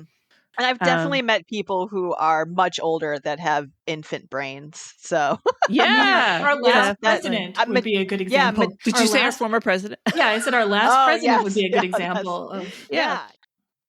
So let's talk about like really quickly, like just there's not a lot of films with older women, younger men relationships. Like, whereas like in a lot of movies, the older man, younger woman is just not even commented on or noticed. Right. Like you just brush past it. But it's almost always like a thing in a movie when it's an older woman and a younger man. Like that's like the topic of the movie. It's basically the topic of this movie. And then you've got like Harold and Maude, obviously with a much larger age difference. You've got things like I read about White Palace with Susan Sarandon, her and James Spader. And then there's The Rebound with Catherine Zeta-Jones. She starts dating like the nanny, I guess is the plot of that one. But it's like ends up being what the movie's about, as opposed to with men, it's not. One exception to that, though, is Moonstruck, which we did for our first movie. Cher and Nicolas Cage had a larger age difference than Angela Bassett and Taye Diggs. Like Cher and Nicolas Cage had an 18-year age difference when they were filming Moonstruck. And I don't know if you're supposed to think Nicolas Cage is very young. I think you're supposed to kind of read him as older. But still, I thought that was interesting. I don't think at all that you're supposed to read an age difference. Because Cher's just ageless. Ageless. Yeah. Yeah, so have you seen any of these other age gap movies? Like, or do you have an opinion about why they're so scarce? Or, I mean, you can state the obvious too. I feel like it is becoming more popular. What is that TV show, like Younger or something, about a woman who is mistaken as a younger person and then ends up dating a younger guy and then carries on this whole life of her being 25, but she's actually 40. Oh, I don't know that. But it is still about the relationship, though. It's not just like a thing that you just like, oh, there's an older woman dating a younger man. No big deal. True. It's about her like hiding the fact that she's 40.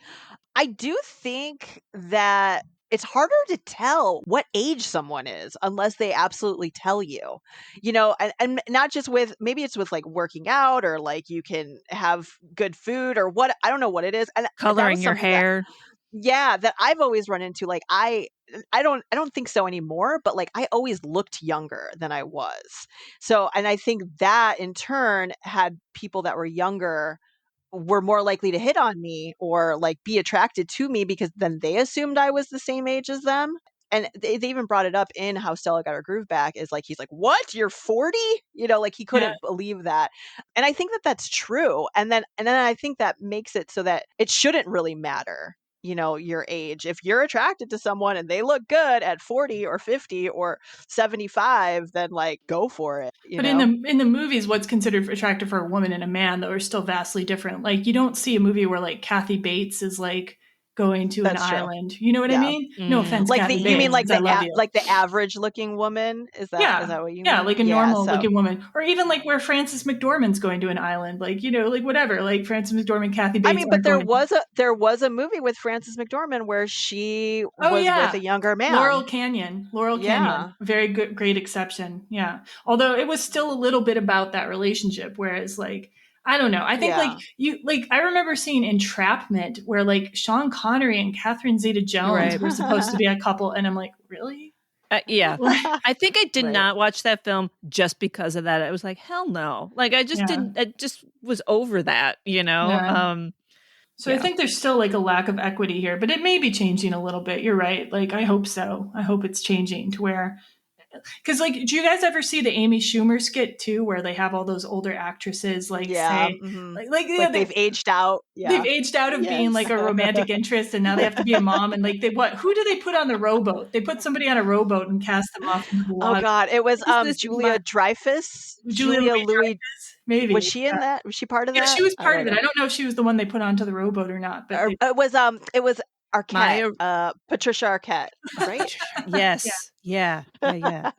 So I think of that a lot when I think about what roles women are given, and how they are seen, etc.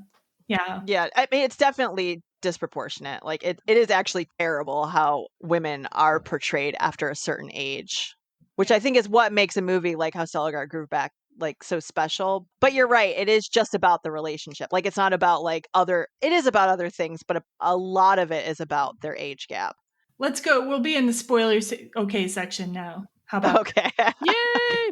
Like if the roles were reversed and Stella was a man and he went down to Jamaica and picked up a 20-year-old Jamaican girl and brought her back to San Francisco in his beautiful house, and he's this high-powered money-making executive or whatever, everyone would think that she got a good deal, that like, oh, good for you, you found a man to take care of you, whereas when it's a woman doing that, everyone's like, oh, how dare you, this is shameful what you're doing, it sucks, it doesn't make sense.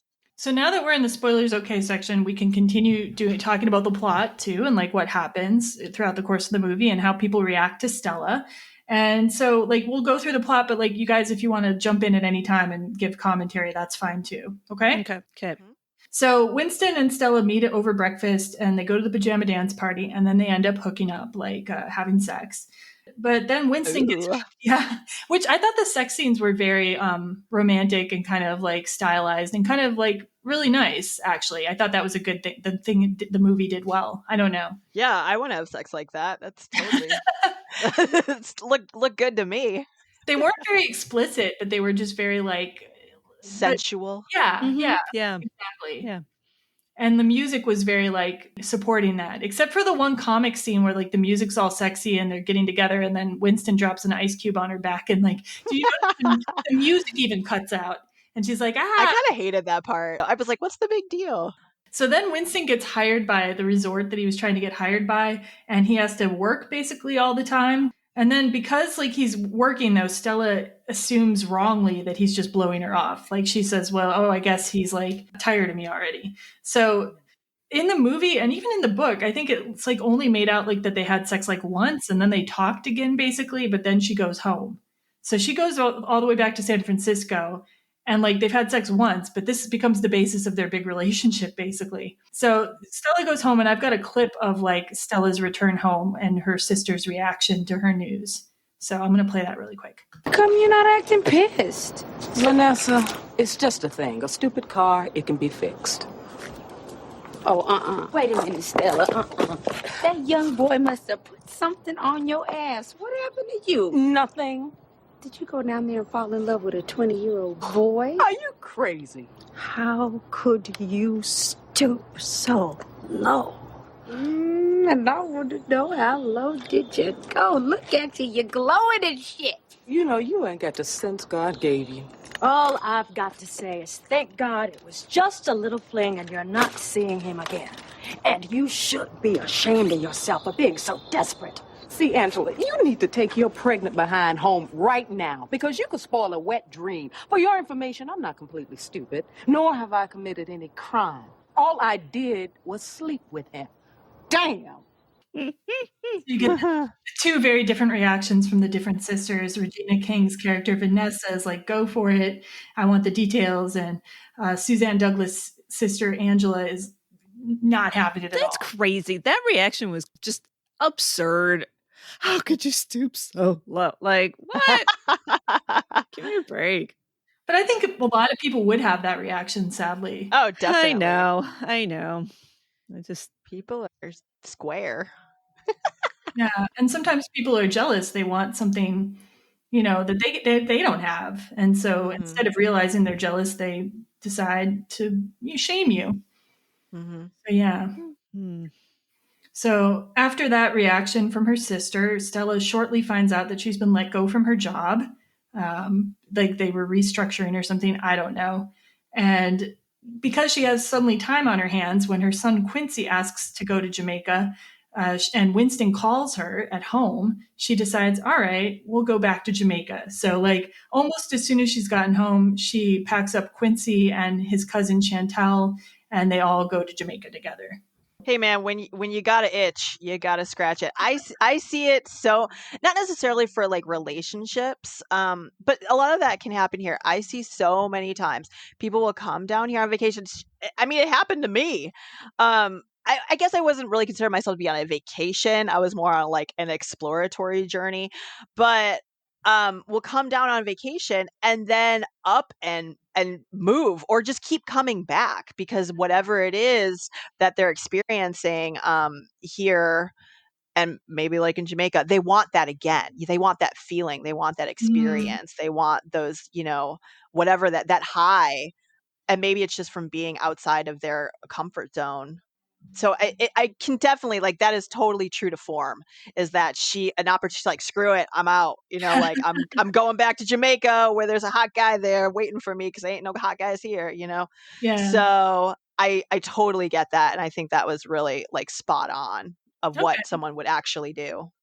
Yeah, so they do go back to Jamaica, and this time Winston meets her son Quincy, and they fortunately get along really well, and they're having a great time basically until Winston decides to introduce Stella to his parents without telling her that that's where they're going. That's terrible. That's a bad move. Yeah, especially because like she points out like I'm dressed like this. Like guys never get this. Like I swear. Like it's Right. like you have Yeah. to tell me like where we're going so I know what to put on. Like Yeah. and especially if I'm going to meet somebody important, it's like Right. Right. I'd like to comment on this scene and her parents' reaction to her. Dad seems okay. Mom obviously cuts into her and talks about her son being a boy. And isn't her mom or his mom like only a couple years older than Stella? It's a if year, that. yeah. A It's 1 year. year. 1 year. Okay, so two things there. For Winston to be like, I don't know any 40-year-old who looks the way you do. His mom is beautiful. He probably doesn't look at her like that. I He saw, probably doesn't see it. Chimney crickety. So she's beautiful. And so Winston's mom is like, my son's a boy. And Stella's like, he's not a boy, he's a man. True enough, and all that.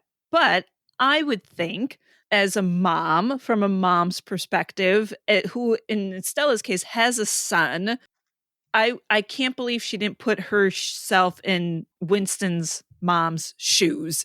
Like you're always going to see your kid as your baby and be hugely concerned about whoever they bring home, whatever Sure. age or whatever.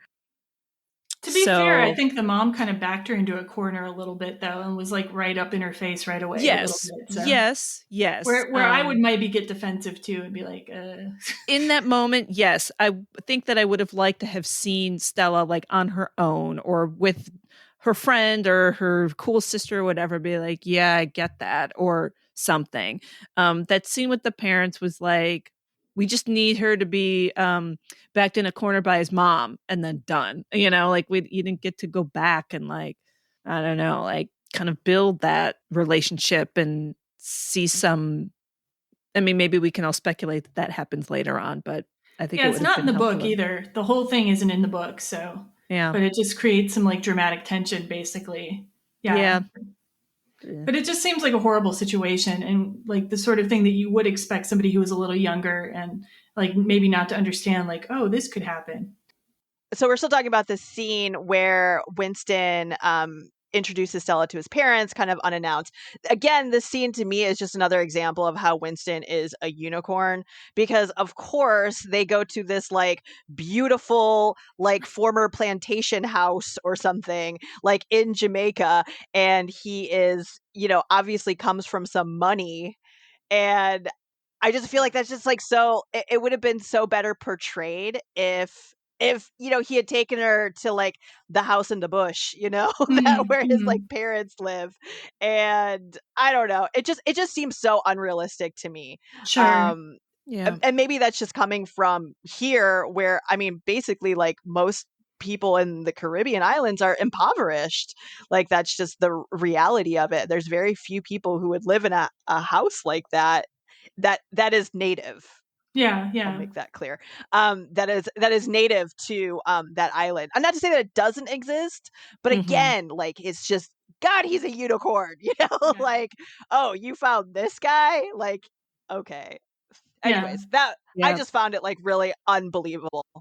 So after they have a little fight about meeting the parents and it being sprung on her, and she calls Winston sort of immature for the way he handled it, and he gets his back up about that. He doesn't like being called immature. So they're in the middle of a fight when Stella gets a call from the hospital in New York where Delilah is dying of cancer. And she didn't even know that Delilah was sick. Delilah didn't tell her. And she immediately goes to New York to visit her in the hospital. It's interesting. Like, in some ways, I think the scene really adds to the movie. Or having Delilah dying adds to the movie in some ways, but it also seems very tonally odd at the same time. Yeah. How did you guys Yeah. feel about that storyline? Same. It's not in the book. Yeah, it felt tonally odd. Yeah, it felt like there was a lot of tonal things that were odd in this film. And I mean, I love the scene, again, Whoopi, and I love their friendship and that it goes so deep, but it was also just like, okay, what? Yeah, what I like about it, though, is it provides kind of an impetus. And like, you hate to have somebody's death be the thing that provides somebody's impetus, but like at the same time, death is something that sometimes affects us and makes us take life more seriously and be like, oh, I've got to seize the day. I've got to like go after what I want, right? And she sings to Delilah in the hospital, row, row, row your boat. And she gets caught on the phrase, life is but a dream. And then she ends up repeating that at the funeral. And I think like that phrase is significant to the movie and how Stella makes her decisions going forward. Like, this is just a fleeting moment and I've got to make the most of it, essentially. I feel like Delilah's death was all just a setup for that scene at the funeral where he like shows up in the back row. And I think that was like some character development on his part about how he really feels about Stella and like what kind of a person he is, that he would show up for her in like this very vulnerable, horrible time in her life, and how important that is in real relationships, that you're not just there for like the good sexy romps in Jamaica. You're also there for like the really shitty times when, horrible things happen in your life. Yeah, definitely. Okay, how does that play out then in the book? It doesn't at all. So in the book, Delilah is mentioned very briefly at the beginning of the book. Stella says, I wish my friend Delilah was here, but she went and died of cancer a few years ago. So it's kind of like only the glimmering of an idea. There's no tragedy. Like, the book would make a bad movie as is, because it's very internal monologue and very her just wrestling with herself. There's no external action to motivate things. So they kind of had to change it, and they kind of had to add something. And I think they made wise choices. Yeah, true. Like that whole, like when they're reminiscing in the hospital too about all those strange people they knew in college, like it wasn't actually that engaging to me, but it definitely felt like it built an authenticity to their friendship. I mean, that was a great scene. It was probably one of the funniest and saddest, of course, scenes in the movie. Because, Whoopi just killed it with her. I'm like, half the time I was watching it, I'm like, are they ad-libbing this? Like, is this part of the script? Because it was just so well done. It felt so organic, just as like two people reminiscing about the funny stories they had, in their youth. Yeah. It was just testament of what great actresses Angela Bassett and Whoopi Goldberg are, Yeah. So Winston shows up at the funeral, and then he ends up coming back to San Francisco to stay with Stella. And I feel like she only agrees to it in the context of the movie because she's in this like sad and weakened state in a way. Like, it's like, which is kind of weird, but like it works as a story mover. And then like they're dropping Chantel off at Vanessa's house, her mom. And then the whole family's at a barbecue, and they all come out from the backyard to swarm the car and be like, we got to meet this guy, much to Stella's chagrin. And that was maybe my favorite scene, I think. Yeah, for sure. Winston meets the family, and Winston even meets the ex-husband. That was like, I thought that was awesome. That felt so much more authentic to me than the meeting with like his family. Like, that felt real. Like, that's a real family. That's a real situation. Whereas like his family, and maybe it does exist again, I just like, I wasn't buying it. Like, Yeah. So moving on to the next thing. Winston and Stella seem to be getting along pretty fine at first in their relationship, and Quincy likes Winston, etc. But then they start getting judgments from mainly from Angela and some of Angela's friends about the age difference, about a difference in taste. Like Winston wants to go to this kind of like cheesy comedy where all Stella's friends are going to this like serious movie, and and then eventually they get into a fight at a fancy restaurant about who's going to pay. Like Winston really wants to pay. He wants to feel like, I don't know, the man, I don't know, or an equal. And Stella's like, no, I've got this. And then they get into a whole argument kind of about each of their trigger points, basically, about the relationship. So Winston feels pretty rejected. But then there's a scene where they show Winston has made Stella a studio for furniture building because apparently her real passion is furniture building, and she's buried that under like her securities job. And like, I think it's fine. Like, it's totally realistic. Somebody could want to build furniture, but in all these movies, it really feels like the woman with the high powered job secretly wants to do some like super niche, like crafty thing. I swear to God. Or they want to bake cupcakes or something. I don't know. Yep. But it's really sweet that he's made this studio and they bond over that. And then Stella is offered her old job back at a like $275,000 a year, which in 1998 was even more. But she refuses to take the job back, and she's like, "I'm going to build this furniture or something." And and then Winston proposes to her, and he gets upset when she doesn't like answer kind of within a week. Like he just wants, like, it's a week later, she hasn't said anything about it. He's upset. They get in a big confrontation over it. So Winston decides he's going to go back to Jamaica, go back to school. Suddenly he wants to be a doctor again.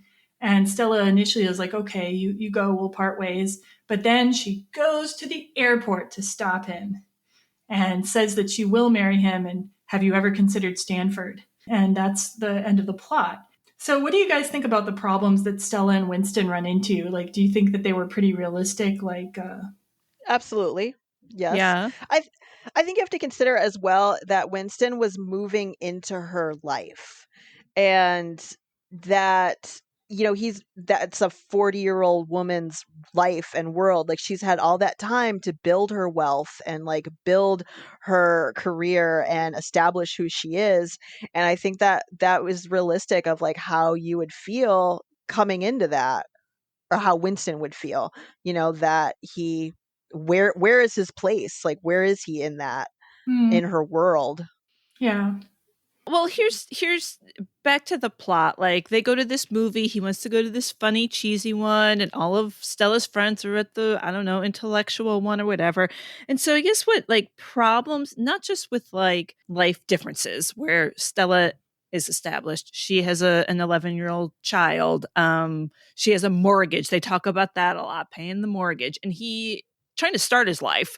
Is he going to go to med school? Is he going to be a chef? Is he going, he doesn't even know, let alone like how this relationship is going to go. So we don't even know like what he likes for real. They've just threw out a few cliches, like he wants to eat Cheetos and play video, those typical things. Like, I don't know, for you, Serena, with your fella who's 10 years younger, like, are you so much concerned about, like, we like the same movies, we don't like the same, like, you must have something in common, right? That supersedes the age. You know what I mean? Yeah. Like, there's got to be some kind of, like, intellectual mentality that's why the age doesn't matter. And maybe what you're trying to do with your job or whatever doesn't matter. I think it does matter, because I don't know how my relationship with someone not as established would have worked out if I was established, because I never really have been. And that, I think, makes me feel more relatable to people who are younger than me, because like I'm in that same place of like, I don't know what I want to do when I grow up, and like I like this, so I'm going to go in this direction. Whereas I feel like and that obviously Stella and myself, Stella not being a real person, have completely different personalities. Have completely different personalities, but just like her personality is so, like we said, established earlier, is type A. Like she's got all her ducks in a row. She's got everything you could possibly want. So it just doesn't really feel like it would be comfortable to be like the younger man in that position because she is so structured. And I get it, she's trying these new things and she quit her job, and Winston is kind of like a catalyst for her to explore these other things, but I don't necessarily think that has longevity. Mm-hmm. It also depends on what kind of power dynamic people want in a relationship, because I think some people like being the mentor or the teacher or the kind of one with the more power, and other people like being the kind of more subordinate person in a relationship. And then a lot of people just want to be equals, roughly. But like I've seen all three of these personality types, in my own dating life or observing my friends. Like you definitely see couples where one person always holds the upper hand, or Absolutely. Absolutely. Okay, so in addition to the problems they have with each other in the relationship, they're also getting a lot of like social and peer pressure. And like in the movie, do you feel like it's more the social and peer pressure or like their own internal pressure that drives them apart for a while? Both, but I think a lot of it is social because the age difference, a lot of it is kind of a social construct that we have. Yeah. Of like where you should be at a certain point in your life, and like, at what age do you go to college? At what age do you get married? Like we kind of have that set. And I think that Stella has the most problem with that, right? And that being part of her type A personality. Like if we could see her being more like getting, into this, island life. I mean, like, like easing up a little bit, then fine. But I just feel like her personality, along with these social structures and yada yada, are gonna.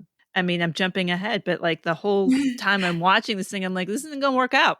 I kind of wish that the whole plot was her moving to Jamaica. Like, I wish that had been like part of it. 'Cause then I feel like that would have been a way more interesting and more organic, because then Winston would, not that he would have the upper hand, but that it would be like where he's from and what he knows. Yeah, there would have been like more balance, and she would be kind of out of her element, but also she would be able to get away from her high powered job and do something else. Totally be a furniture builder in Jamaica. Like that's a great sell. People would love that. I am with Serena on that there needed to be, or maybe, and we can speculate that and hope for that in the end. Like she sells that house, they downsize, you know what I mean? Like, because they talk about that mortgage all the time, something that's theirs.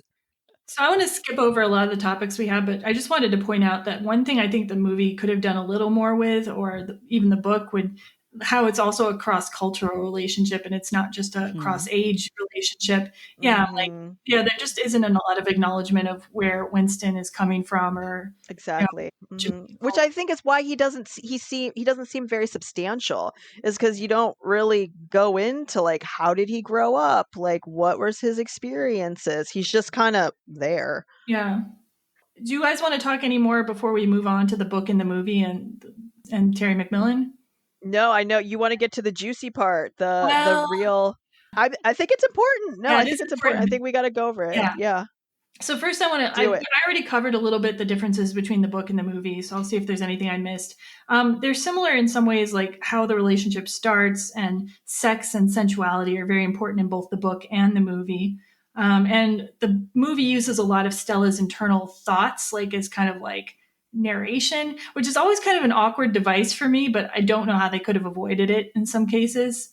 Yeah, but there's a lot of differences. Like we said, Delilah's already dead in the book, so she's barely mentioned. She's not a factor. And tonally, the book is just really like, I love you. I still love you. Come and be in. Like, there's no conflict, really. You don't get the conflict part. You get an internal conflict about, can I really go for this guy? Does he really like me? But like once they're together, it's like smooth sailing in the book. One thing the book did that I like, though, is that she actually does see more of Jamaica. So you get kind of a better picture of what it would be like to travel there. And she does things other than like lie around and swim and go to like one party. So that was nice. And the book was based on Terry McMillan's real life romance.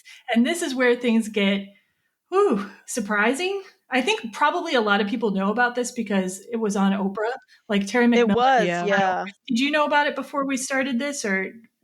I had vaguely remembered this, like as like I was doing research and stuff. I was like, oh yeah, I kind of remember this happening. Okay, so we'll get into what it is then. So Terry McMillan had a real life relationship with a Jamaican born man named Jonathan Plummer. They met in 1995. They ended up getting married, but then 6 years after they were married, Jonathan Plummer came out as gay, and they had a very messy divorce, like very messy. So I have a quote from Plummer. He told the San Francisco Chronicle, "I was a 20-year-old kid when I met her, and I had no idea that she was anybody other than an attractive older woman.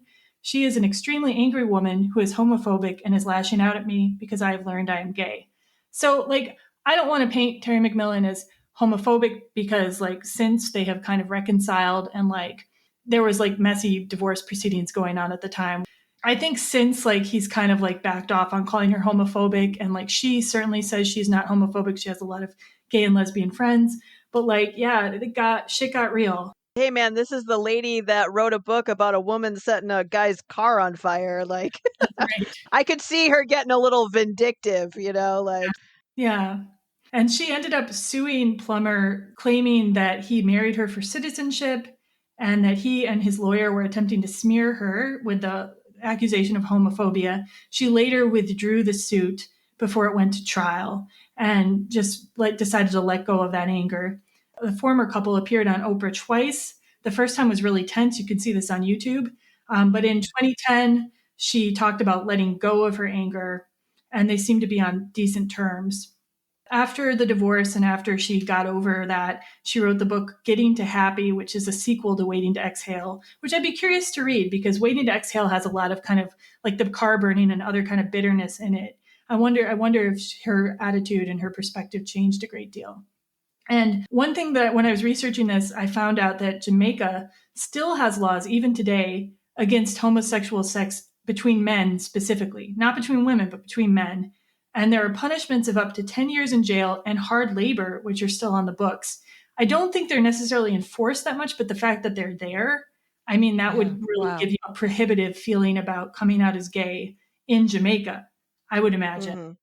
Mm-hmm. And let's see, an organization, Human Rights Watch, in their 2014 report, Not Safe at Home, they said that many LGBT Jamaicans live in constant fear. They are taunted, threatened, fired from their jobs, thrown out of their homes, beaten, stoned, raped, and even killed. So they're working on trying to get these laws overturned right now. We'll see what happens with that. But definitely that gives you a perspective on why Jonathan Plummer may not have felt comfortable coming out or may not have even thought of that as a possibility before marrying McMillan. Right. Even in that interview, that first Oprah one, she's like, "Didn't you know you were gay? Like, I have so many friends who said they knew when they were 5." He's like, "No." And you can see why that, that potentially he didn't know or didn't entertain the possibility because of the culture of where he's from. Mm-hmm. So, and I like that he even calls himself a 20-year-old kid. So again, going to that point, it's like everybody's, maturity is so different. And it is definitely, I mean, even in West Indian culture, like being a gay man is not accepted. Like even here, being part of the US and other islands, that's something that I've noticed and run into and has a lot of stigma attached to it. I have a couple friends here that are gay and did grow up here, and yeah, they have they have interesting stories, that's for sure. Okay. But yeah, I can see that. I don't know, that was not that surprising, but at the same time, like, divorce is hard, and it just sounded like they were in a really difficult situation. And that she was in the public eye, and that there was, maybe it wouldn't have been such a big deal if there wasn't as much money at stake, so I'm sure that had a lot to do with it. And the other thing is that she made this whole cultural product, like about how an older woman is having this amazing romance with a younger man. And like, it's already considered by society somewhat embarrassing for an older woman to be with a younger man, to think he would want her. And it's like having your worst self-judgment or inner fear turn into reality. Like, oh, Yeah, you didn't really want absolutely. me. Oh, I was desperate. Like, so I can kind of see from her perspective, like that would be like, oh my God, like all my inner demons have come home to roost, basically. But I wonder if it would have been like more not acceptable, but easier pill to swallow if he had just like left her for a younger woman and had not like that would have been like seemed more normal than if he had like come out gay. So I can almost understand how she felt even more betrayed that like, wait, you didn't even like women? Yeah. You know? And that's why I feel like she felt like he had swindled her. Yeah. I don't know. Well, But who knows? I'm glad they got past it, and I'm glad she was Me able to too. move I on. really am. That's because that, yeah, it made me sad. So I think we already kind of discussed, do you think that Stella and Winston will last? Not Terry McMillan and Jonathan Plummer, but Stella and Winston. So we can just give a quick answer for that. Do you think they will last? What would you think would happen? I think no. I don't think long term. I don't think that this is necessarily a bad thing. I think this is a really important relationship for both of them. But I just don't really see, especially when he mentioned wanting to have kids. There's a scene at the end where he mentions having kids, and she's just like, "Oh, that's not going to happen." Yeah. And I just thought, okay, like they're in way two different places, and they want two different things. Not to say that they don't love each other and that this relationship won't last for another 5 years, maybe, but long term, like the rest of their lives or until, death do you part, if you will. I don't think that it's going to go that route. And I'm going to go ahead and agree with you, Serena, except I think I'd give them about 2 or 3 years. Yeah, but same. Yeah, same. It's not going to last. And yeah, 2 or 3 years as well. It still could be a good relationship, though, potentially, and they could still both learn a lot from each other and evolve. So yes. Definitely. I think it's an important relationship. And I think that, just like obviously in personal experiences that, not every relationship ends with being long term, but that doesn't mean that it wasn't important and it wasn't significant to your life and your growth, and I think that's what this relationship is to Stella and Winston. Okay, so now we're getting to the last part of our show where we will do our double feature recommendations. And so my first double feature recommendation would just be to watch Waiting to Exhale for the obvious reasons. It's also by the same screenwriters, and you've also got Angela Bassett in it. And I think it gives you kind of a similar tone in some ways. My suggestion is Hello, I Must Be Going. Came out in 2012 and it stars Melanie Lynskey and Blythe Danner. Melanie Lynskey, the first thing I saw her in was Heavenly Creatures, and she's a great indie actress, I would say. It's streaming on Hulu. It's about an older woman, a divorcee, who gets involved with a 19-year-old guy, and it's just got a nice indie vibe. All right. Well, I suggest Eat, Pray, Love. It stars Julia Roberts, and it's about a woman who goes on a pretty extensive journey traveling around and it kind of ends with a pretty significant love affair. And I thought there were some similarities. I like the idea of like an older woman, going on a journey like Stella did. So I would suggest that one. Another suggestion I haven't seen this movie, but I want to see it now. I've heard it. I've seen it recommended a lot of places. Is Brown Sugar with Taye Diggs, and it's Taye Diggs in another rom-com. And like, I just would like to see more of his work, and it's on a lot of lists of best rom-coms. So yeah. I thought of Under the Tuscan Sun. Again, it has like a female protagonist, Diane Lane. Again, another attractive older woman, my fave, that goes on an exploratory journey to Tuscany. And I like the female traveling, maybe because I feel like that's me. But that's definitely what I would suggest.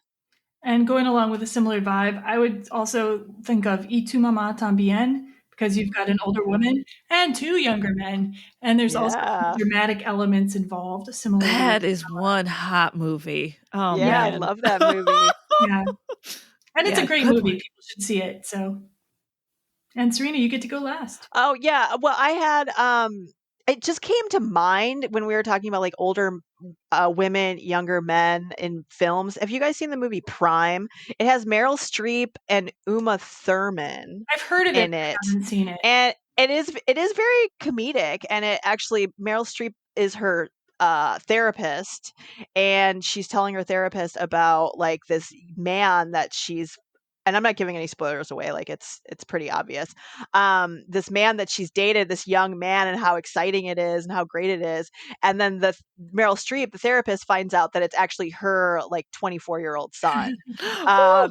And it's actually really funny. And I think the chemistry, I don't know, I cannot recall what the actor's name in it, but the chemistry between Uma Thurman and the actor in it, the young love interest, is like really hot. Oh. So I remember there were some like really good scenes in there, and you're like, yeah, you know. So yeah, that came to mind. So check that out. Nice. All right. Well, we've gone really long on our show today, but we've had a great time. Serena, I really enjoyed having you on the show. I hope you will come back. I had a great time. Thank you, guys. And some of the movies that will be coming up are Roman Holiday, Crazy Rich Asians, and many more. So keep your eyes out for that. And we hope you enjoyed the show today. And talk to you next time.